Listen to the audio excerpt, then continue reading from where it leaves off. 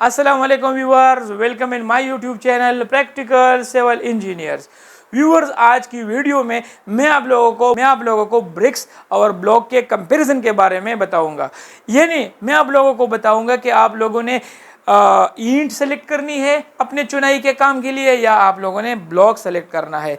अगर आप लोगों ने ईंट सेलेक्ट की हुई है तो फिर आप लोगों ने ईंट की क्वालिटी को किस तरह चेक करना है, ईंट का जो स्टैंडर्ड साइज होता है वो कितना होना चाहिए, ईंट की क्वालिटी हम किस तरह चेक करते हैं, सो कौन से तरीके हैं जिससे हमें क्वालिटी का पता चल जाएगा, और ईंट की हम कौन कौन से टेस्ट साइट पे कर सकते हैं जिससे हमें पता चले कि ये ईंट पायदार है, मजबूत है, अपने चुनाई में अपने कंस्ट्रक्शन में हम ये इस्तेमाल कर सकते हैं या नहीं।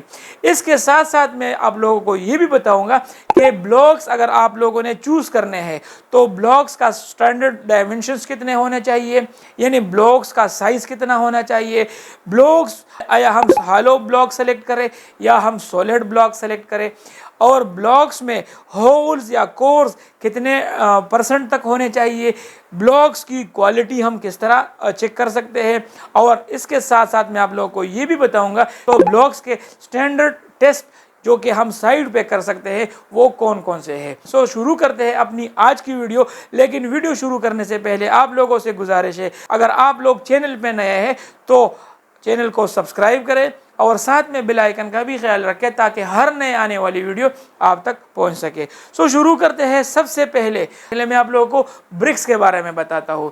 ब्रिक्स नॉर्मली हमारे पास दो किस्म की ब्रिक्स होती है। एक हमारे पास सॉलिड ब्रिक्स होती है जो कि नॉर्मली हम यूज करते हैं, यहाँ पर आप चेक कर सकते हैं। एक हमारे पास परपोरेटेड ब्रिक्स होती है, यानी मल्टी परपोरेटेड ब्रिक्स हमारे पास होती है। सो हमें सॉलिड ब्रिक यूज करनी है या हम मल्टी परपोरेटेड ब्रिक यूज करनी चाहिए, ये आप लोगों के इलाके पे डिपेंड करता है।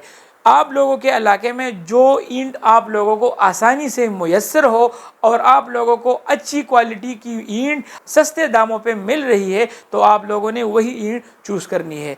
नॉर्मली मैं आप लोगों को सजेस्ट करूंगा कि आप लोगों की जितनी कंस्ट्रक्शन एक्टिविटीज़ है उसमें ज़्यादातर ईंटें लगती है तो कोशिश करें कि ईंटों को आप लोग प्रेफरेंस दें। तो हमारे इलाके में ज़्यादातर सॉलिड किस्म की ईंटें जिसमें फ्रॉक बना हुआ होता है वो ज़्यादातर इजीली अवेलेबल होती है, तो हमारी जितनी भी कंस्ट्रक्शन होती है वो सॉलिड ब्रिक से होती है। तो इसके साथ साथ परपोरेटेड ब्रिक भी आप लोगों को बाज़ार से मिल सकती है। सो परपोरेटेड ब्रिक में आप लोगों ने कोशिश करनी है, यहाँ पर आप चेक कर सकते हैं कि परपोरेटेड ब्रिक की जो सरफेस में जो सुराख होते हैं, जो वर्टिकल उसमें कोर्स होते हैं, वो अगर 50% से ज़्यादा है, यानी ईंट की सरफेस एरिया से अगर वो 50% से ज़्यादा है तो वो ईंट आप लोगों को रिजेक्ट करनी चाहिए।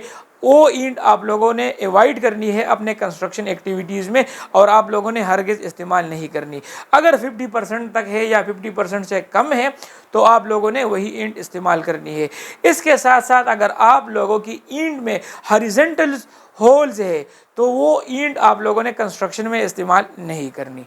इसके बाद आते हैं ईंट की जो स्टैंडर्ड डायमेंशंस होती है, जो हमारे सॉलिड ब्रिक्स होती है उसकी जो स्टैंडर्ड डायमेंशंस होती है वो 9 इंचेस मल्टीप्लाइड बाय 4.5 इंचेस और उसकी थिकनेस आप लोगों की 3 इंचेस तक होती है। सो ये आप लोगों के स्टैंडर्ड ब्रिक की जो डायमेंशंस है वो 9 बाय 4.5 बाय आप लोगों के 3 इंचेस तक आप लोगों की ईंट होगी। जो आप लोगों की परफोरेटेड ब्रिक्स होती है उसकी कम से कम आप लोगों की विड्थ 15 सेंटीमीटर आप लोगों ने रखनी है, यानी 11 सेंटीमीटर से लेकर 15 सेंटीमीटर आप लोगों ने रखनी चाहिए। सो अभी आते हैं आप लोगों ने ईंट की क्वालिटी किस तरह चेक करनी है। अगर आप लोग अपने कंस्ट्रक्शन एक्टिविटीज़ के लिए ईंट सेलेक्ट करना चाहते हैं तो आप लोगों को ये बातें याद कर लेनी चाहिए। सबसे पहले आप लोगों की जो ईंट होती है, यहाँ पर आप चेक कर सकते हैं कि रेगुलरली फायर, यानी उसको पूरी तरीके से वो जली हुई होनी चाहिए। इसके बाद आते हैं यूनिफॉर्म कलर। आप लोगों की ईंट का एक किस्म का कलर होना चाहिए। अगर कहीं पर जर्द किस्म का वो आप लोगों को दे रहा है, कहीं पर आप लोगों को डार्क रेड दे रहा है और कहीं पर आप लोगों को येलोइश दे रहा है तो ये ईंट आप लोगों ने इस्तेमाल नहीं करनी है। रेगुलर कलर वाली ईंट आप लोगों ने, यानी यकसा कलर वाली ईंट आप लोगों ने चूज़ करनी है। इसके बाद रेगुलर साइज वाली ईंट आप लोगों ने चूज़ करनी है। यानी रेगुलर साइज उसकी लेंथ जो आप लोगों यहाँ पर आप चेक कर सकते हैं कि उसके जो दो पैरेलल आमने सामने बाजू है रेक्टेंगुलर की तरह, वो बिल्कुल एक दूसरे के सामने सामने बाजू पैरेलल होने चाहिए।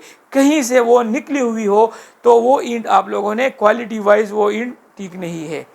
इसके बाद आते हैं रेगुलर एजेस उसके होने चाहिए, जो उसके पूरे के पूरे कोने हैं वो शार्प होने चाहिए और हर कोना बिल्कुल 90 डिग्री पे होना चाहिए। यानी रेगुलर साइज, अगर एक तरफ से उसकी थिकनेस 3 इंच है और दूसरे तरफ से उसकी थिकनेस 2.25 इंच है तो ये ईंट क्वालिटी वाइज अच्छी नहीं है और आप लोगों को ये ईंट अवॉइड करनी चाहिए। तो इसके बाद आते हैं आप लोगों ने साइड पे ईंट की कौन कौन सी टेस्ट करनी है, यानी ईंट को आप लोगों ने किस तरह टेस्ट करना है। सबसे पहले ईंट को उठाना है और छुरी की मदद से या चाकू की मदद से उसके सरफेस पे आप लोगों ने उसे खोदना है। अगर उस पे जो स्कोरिंग उसकी हो जाए, यानी उस पे अगर निशानात ज़्यादा डीप निशानात बन जाए तो वो ईंट आप लोगों की अच्छी क्वालिटी वाली ईंट नहीं है।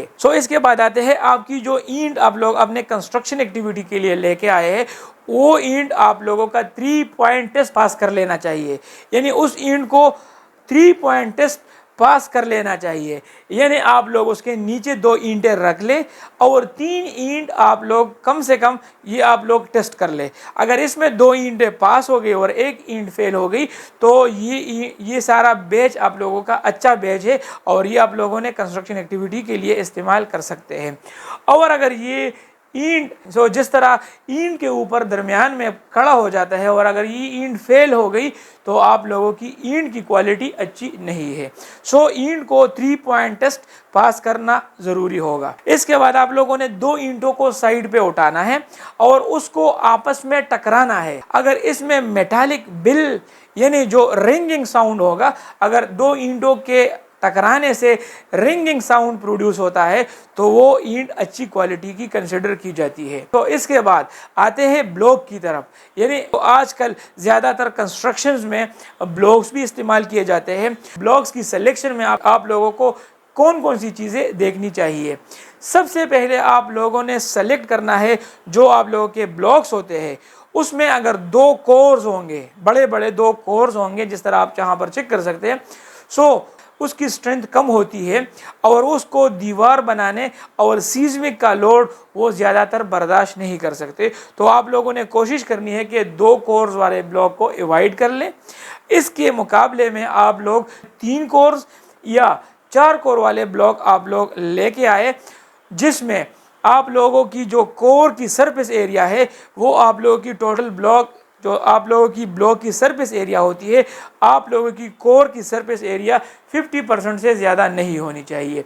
यहाँ पर आप चेक कर सकते हैं कि ब्लॉक में 3 कोर्स है और ये कोर्स की जो सरफेस एरिया है टोटल ब्लॉक की सरफेस एरिया के 50% से लेस होनी चाहिए। इसके बाद आप लोगों को चाहिए कि आप लोग ब्लॉक जो आप लोगों की ब्लॉक होंगे उसकी आप लोग वेट चेक कर ले। तो ब्लॉक की जो स्टैंडर्ड वेट होती है वो कम से कम 15 सेंटीमीटर से लेकर 20 सेंटीमीटर तक, वो कम से कम 15 सेंटीमीटर से लेकर 20 सेंटीमीटर तक आप लोगों का ब्लॉक की वेट होनी चाहिए।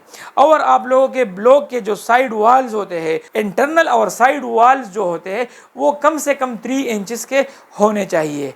यानी साइड वॉल्स कम से कम आप लोगों के 3 इंचेस के होने चाहिए। इसके बाद आप लोगों ने ब्लॉक का टेस्ट करना होगा। यानी ब्लॉक के जो आप लोग क्वालिटी चेक करने के लिए टेस्ट करते हैं तो उसमें ज़्यादातर इस्तेमाल होने वाला और ज़्यादातर एक्सेप्टेबल जो टेस्ट होता है वो आप लोगों ने ब्लॉक को उठाना है ऊपर और कम से कम 1.5 मीटर से आप लोगों ने नीचे गिराना है। लेकिन इसमें शर्त यह है कि आप लोगों का जो ब्लॉक होगा उसके जो कोर्स होते हैं वो कोर्स ऊपर की तरफ होने चाहिए और कम से कम आप लोगों ने 5 ब्लॉक को टेस्ट करना है। आप लोग जब ब्लॉक की फैक्ट्री में जाएंगे वहाँ पर आप लोग ये टेस्ट परफॉर्म कर सकते हैं और वहाँ पर टेस्ट पास होने के बाद जो ब्लॉक की बेच होती है वो आप लोग उठा के लेके आ सकते हैं। 5 ब्लॉक को आप लोगों ने कम से कम 1.5 मीटर से गिराना है और 5 ब्लॉक में अगर 3 ब्लॉक या 4 ब्लॉक मेजर क्रैक्स ना आए तो वो ब्लॉक्स की बेच आप लोगों के लिए काबिल इस्तेमाल है। और अगर आप लोगों की ब्लॉक्स तीसरे और चौथे बार आप लोगों के तीसरा, चौथा और पांचवा ब्लॉक आप लोगों का फेल हो जाए तो ये ब्लॉक इस्तेमाल के काबिल नहीं है। सो अभी आप लोगों के जहन में आएगा कि ब्लॉक को हम किस तरह चूज करें, यानी हम कौन से ब्लॉक को सेलेक्ट कर ले अपने कंस्ट्रक्शन एक्टिविटी के लिए। सो सबसे पहले आप लोगों ने ब्लॉक की फैक्ट्री पे जाना है। आप लोगों ने देखना है कि ब्लॉक की प्रॉपर क्यूरिंग हो रही है कि नहीं। सो ब्लॉक में बहुत ही ज़रूरी है कि उसकी प्रॉपर क्यूरिंग हो। कम से कम 7 दिन से लेकर 10 दिन तक ब्लॉक की प्रॉपर क्यूरिंग होनी चाहिए। जो आप लोगों के नए ब्लॉक्स बन जाए वो आप लोगों को वहाँ पर आप लोगों ने देखना है कि वो प्रॉपर तरीके से कवर्ड होने चाहिए और प्रॉपर तरीके से उसकी क्यूरिंग होनी चाहिए। इसके बाद आप लोगों ने कंस्ट्रक्शन के लिए वो ब्लॉक सेलेक्ट करने हैं जो प्रॉपर तरीके से उसकी क्यूरिंग हो गई हो और प्रॉपर तरीके से और अच्छी तरीके से वो सूख गए हो। सो ये रहा आप लोगों के ब्रिक और ब्लॉक्स के दरमियान कंपैरिजन, जो कि मैंने आप लोगों को डिटेल के साथ समझाया। उम्मीद करता हूँ आज की वीडियो आप लोगों को पसंद आई होगी। मिलते हैं अपने नेक्स्ट वीडियो में, तब तक के लिए इजाज़त दीजिए। अल्लाह हाफिज़।